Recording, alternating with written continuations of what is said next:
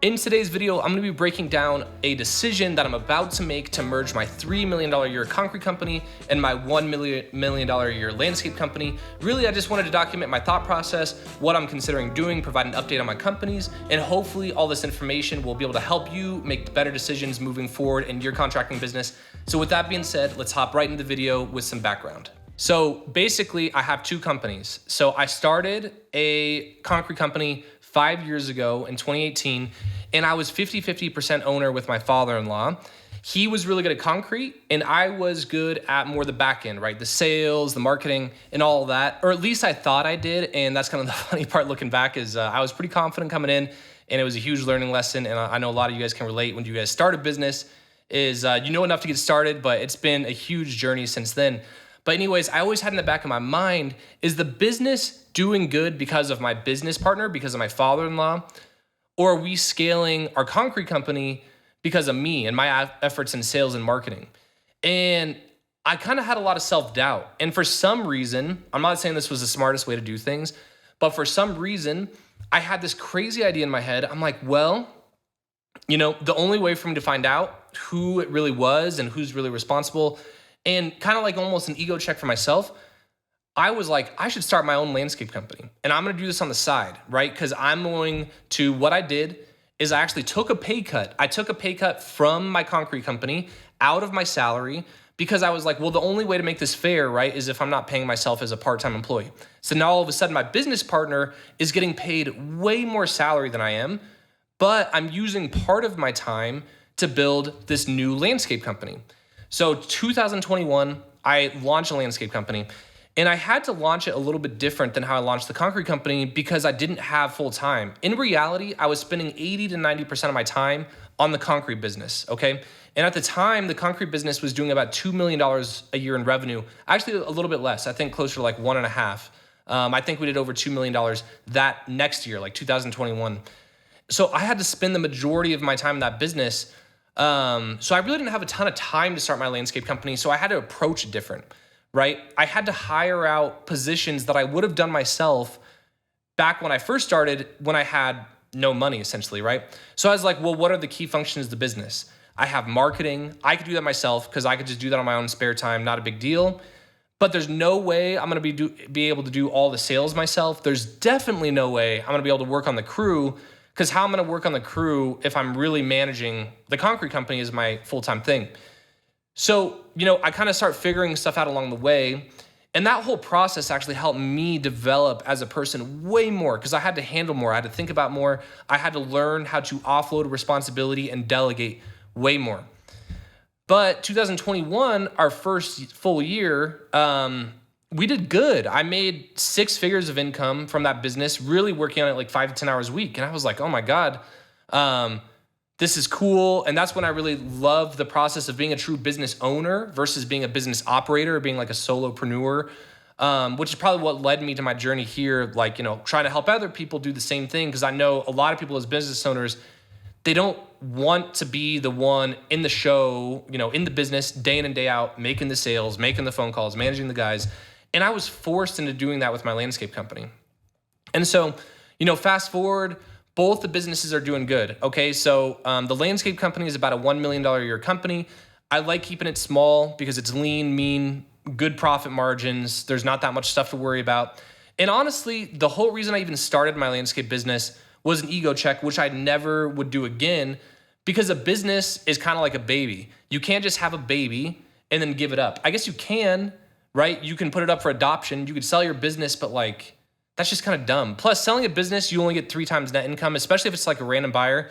And to a random buyer who doesn't have the industry knowledge that I had, I was like, this is just gonna be a huge pain in the ass. So I've kept my landscape business until now. But now, here's the thing, right? I have my concrete business, I have my landscape business, and now all of a sudden I have a new baby called Contractor CEO. That's what I'm doing now, where I'm helping other contractors, right, with their marketing, with their sales, with their pricing, because that's like my true passion. I mean, if you can't tell by looking at me, I'm not a contractor. I could barely hang up a picture on the wall straight.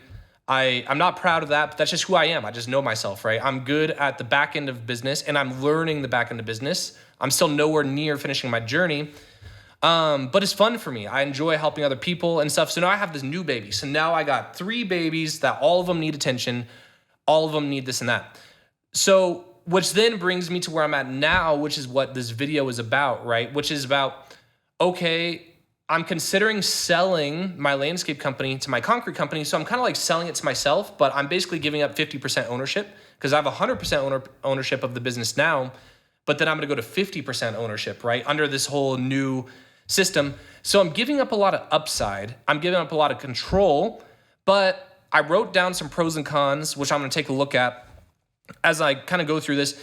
And I'm going to give you guys some background as far as like how I make these decisions. So there's a lot of pros, right? The pros are if I merge the landscape business and the concrete business, for the pros for the landscape company is all of a sudden they get way more official. One of the things that I love about my concrete company is the amount of support. We have an operations manager on the admin side. I have an office manager. I have a sales manager. I have a project manager. And now, and this is the missing piece of the puzzle. This is why I couldn't do any of this stuff before.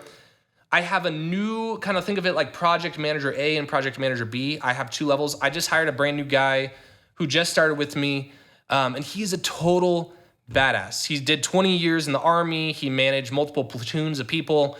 He is all about leadership, efficiency, and that's kind of where the concrete company was always struggling, right? So I guess the pro is the landscape company immediately becomes more legit. Because here's the thing with the landscape company. We're lean, we make money, and all that, but we have no support. So sometimes our communication isn't the best simply because we don't have very many resources. It's me, and then my brother actually runs the business for me. He's kind of like learning all the steps that I took and stuff like that. So that's been a fun journey. But he does the sales, the project management, and then we have only 1 crew. So it's pretty easy to manage, but still takes a lot of time. And if you think about it from my brother's perspective, he's probably like a lot of you. Because this is what he has to do. He has to send out the invoices. He has to answer the phone. He has to do the estimates. He has to manage the guys. He does everything. And he has me as a backstop if things ever get crazy. Obviously, I come in and help him. That's what I'm doing as the owner. But my goal with him is to help him, learn how to do all these things. But as you can imagine, when there's one person doing everything, there's certainly going to be things that are overlooked. We're not going to be the best that we possibly can be with customer service. We're not going to be the best that we possibly can be with sales. We're not going to be the best that we possibly can be with project management because we don't have the resources needed to be able to do that. But the pro of keeping it like that is profit margins are really high because there's no overhead, right? So that's the pro for Radiant. All of a sudden, they have this whole new leg that's going to make them totally legitimate, right? Now let's go to the concrete company. What does a concrete company stand to gain? The concrete company, we have grown to a little over $3 million a year, and all we really do is residential work. We're just now starting to get into more things like commercial, government work, and all that. And to be honest, it's really not our specialty. Like our bread and butter is taking a customer, walking them through their thought process, letting them dream, helping their dream become a reality, and working on more of an emotional sale. That's our bread and butter. That's our specialty. That's what we're good at. And so the concrete company really has 2 choices. We are honestly pretty maxed out as far as the residential market. We get probably in the neighborhood of about 2,000 to 2,500 leads every year for residential concrete work. And we can only sell so many of those leads based on our pricing, on our business model. We're only a good fit for certain people, right? And we kind of know who that person is, and we cater to that person. So the thing is, that market's maxed, right? So now I have multiple choices on the concrete side. Okay, if I want to grow my concrete company now, what are my options? I get into commercial work, maybe. I get into government work. Maybe I open up another location. So maybe now I'm not just servicing Northern Colorado, maybe I service Denver or something like that, and I open up a new location. So I have to determine, if we're capped on where we're at as far as residential concrete work in my local market, because it's not a big market, those are my options, right? And so the pro for the concrete company is now all of a sudden we don't just have to sell concrete. I could sell pavers. I can sell flagstone. I can sell retaining walls. I can sell sprinkler installs sod, artificial turf. And when someone calls us, if they're doing the whole landscape project, we can all of a sudden sell to that person. And keep in mind, there will be two brands, I think of a brand almost like a fishing hook. Now, instead of having one fishing hook where I can only catch a certain amount of fish, I have two, right? And I'm in the same pond, but maybe some fish like power bait and some fish might like worms. And now I have two separate brands catering to different markets with different products. And so now all of a sudden with Caesar's Concrete, I have this whole new potential to open up growth, right? And the downside, so let's get into the downsides. What are the cons for Caesar's Concrete? The big con is that they're not a landscape company. All we've done in the past at the concrete company is concrete. That's it. Like, we do residential concrete work, mostly flat work, a lot of stamped, some foundations. But now all of a sudden we're doing all these other things. It's going to be out of the wheelhouse at first, and there's going to be a large learning curve. Okay, so that's the biggest con of the concrete company. The other con, right, is all of a sudden our overhead staff was managing a little over $3 million of revenue. Now, with the Radiant merger, with the landscape merger, we're probably gonna be closer to a $4.5 million company next year. I'd be shocked if we didn't do that in revenue combined between the two entities. And so you're taking your existing infrastructure and you're kind of expanding it to the max. So it's potential that we're gonna have some systems that break, and that's fine, because that's the whole role of the business owner, is when there's a problem, you have to come up with a solution, right? So it's fine. What is the con on the landscape side? The landscape side is we used to be lean and make money guaranteed. Like, there was almost no way that we weren't gonna make money because there was no overhead. So as long as I didn't totally mess up on pricing and we're pricing for a decent gross profit, then we're gonna make money. Now all of a sudden that goes away. We have to be a lot more official because there's more things to pay for. So we got to track expenses better. We got to be more legit. Also, I give up full ownership, right? So that's something that you're, as a business owner, some of you guys may have business partners, some of you guys may not. And there's pros and cons, right? When you have a business partner, it's not just your decision, anything goes, right? You have someone else. It's kind of like if you're married, I can't just move to Puerto Rico now because I have a wife and she might not want to, right? So now all of a sudden, there's someone else that you have to start considering when you're making these decisions. And so these are all the things that I was really considering. Those are some of the pros and cons. But for me, this is where I think a lot of business owners kind of go wrong, is they think of how much stuff they're giving up. Because, okay, from my perspective, I'm getting a little bit of money.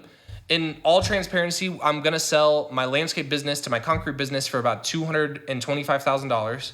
So that's a one lump sum payment to me, which is nice, and it's a good paycheck, but I'm losing like 6 figures of income moving into the future, right? So it's a good buy for the concrete company.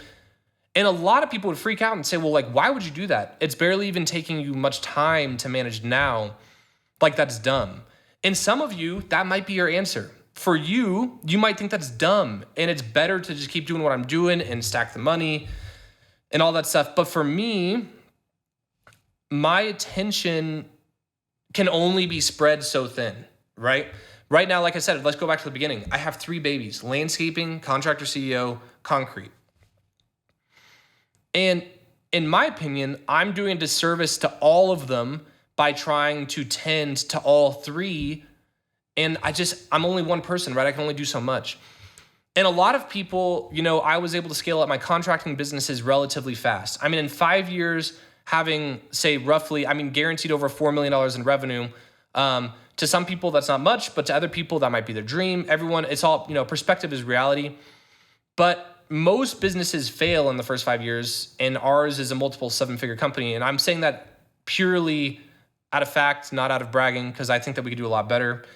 But anyways, the thing is, I'm not doing any company that great of a service, in my opinion, by being so scattered. And so although I'm losing out on a lot of upside when it comes to the landscape company, because I could sure take that to new heights. We've barely even scratched the surface. We've barely even started marketing. All that money is coming through relationships that I've basically built through designers and all that. And honestly, I'm just not spending enough time, but I could really grow that. So I'm missing out on a lot of upside. and I'm giving that to other people. I'm basically sharing a piece of the pie, right? Like I have this whole pie and it's not just all mine anymore. I got to give some of the pie to someone else. And I've always been really quick to do that, which is why I think that I've had success with growing fast. Because here's the thing, I want other people who are on my team who are motivated to make this thing work. And I think that 1 + 1 doesn't always equal 2. If I partner with someone who complements my skill set as a business owner, sometimes 1 + 1 actually equals 5, because we could get 5 times more done together than either one of us could separately, right? So that's kind of my thought process, and that's what I'm thinking.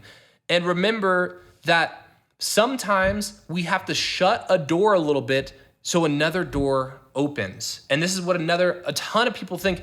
Tons of contractors get sucked up in their business. They're doing everything. They're doing the sales and the estimating this, and they're like, oh man, I don't want to give up a certain part of the responsibility because it's going to cost money, and they're going to have to give a piece of the pie to someone else. But remember, when that door shuts, you now all of a sudden have this time, and you got to think of time not only in what you can do, but also what you're giving up because you're spending time doing something. Like every moment that I'm watching TV, I'm not making sales calls. Every moment that I'm listening to a podcast, I'm not in the gym. Actually, that's stupid. I guess you could do both at the same time, but you kind of get what I'm saying. Every time that I mow my grass, I'm not using that time to do something potentially better, right? And so one of the things that I'm always doing is I'm trying to take a step back and almost view my business like I'm, this thing here, and then I take a look back and I'm almost looking at it from like the sky. And then I'm trying to analyze it, and I'm saying, is everything that I'm doing right now the best that it could possibly be? And can I restructure my world in a different way to open up these new doors that aren't possible right now? But why are they not possible? They're not possible because of time. Time is the most valuable resource. And so for me, even though I'm giving up on a lot of upside on the landscape company, and I'm giving up control, and I'm giving up this thing that's making a lot of money just by myself with minimal effort, what it's allowing me is to take a step back and focus on things that could potentially be more valuable than that. So, and honestly, more fun. And for me, a life where you're not having fun is not worth living. So it's not all about money for me. I love money, but at the same time, I want to have a good life. And I don't want to be doing something just for the money. I want to be doing something I'm passionate about, that I believe in, that I think is making the world better. Some people don't care about that, but for me, I enjoy it.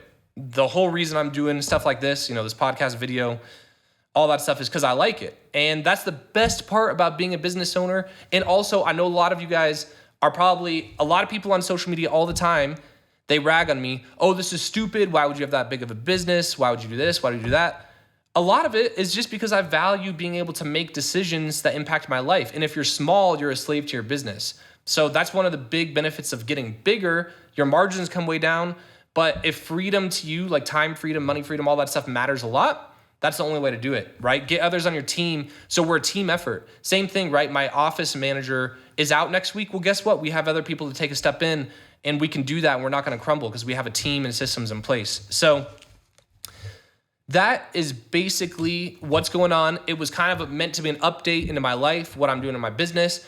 If you can't tell, I'm leaning on selling my landscape company. I'm already in talks with my lawyers, with my accountants. We're getting everything set up. We're gonna go to the next level. That way I can actually afford to have 2 project managers on the concrete side, because now all of a sudden we're gonna have more revenue to produce more gross profit to be able to afford this team, right? So partially I did it because we have that new employee who I mentioned in the very beginning, the Army guy who's coming in, and he's a total badass, and I think he's gonna make a huge difference in the business. But again, if all I did was keep the concrete company, we're not making enough money to be able to bring him on. So either I had to bring more concrete crews, which meant commercial or government or something, or I had to go a different direction and sell other products, but sell to the same market, which that's the direction that I'm leaning. So I hope this video was helpful. If you're on YouTube, make sure you hit like, subscribe. Also, leave me a comment down below. Would you do the same thing if this was your business? How would you look at it? Look at it differently? Because I haven't technically made this decision yet, so I will be looking at comments and all that stuff. And also let me know if you like this type of video. And if you're on podcasts, I do these podcasts totally free. Same thing with YouTube. I don't take on any sponsors. I really never will. And the only thing that I can ask in return is to like, subscribe, follow, leave a review if you're on podcast. It helps a ton, because what that does, this pushes this content and this message out to other people. And ideally, it's gonna help make the world a better place. And so if you're getting value from it, someone else will, and it's not gonna get pushed unless you do that. So that's all that I could really ask from you. So with that being said, like, subscribe, leave a review, and I'll see you guys in the next one.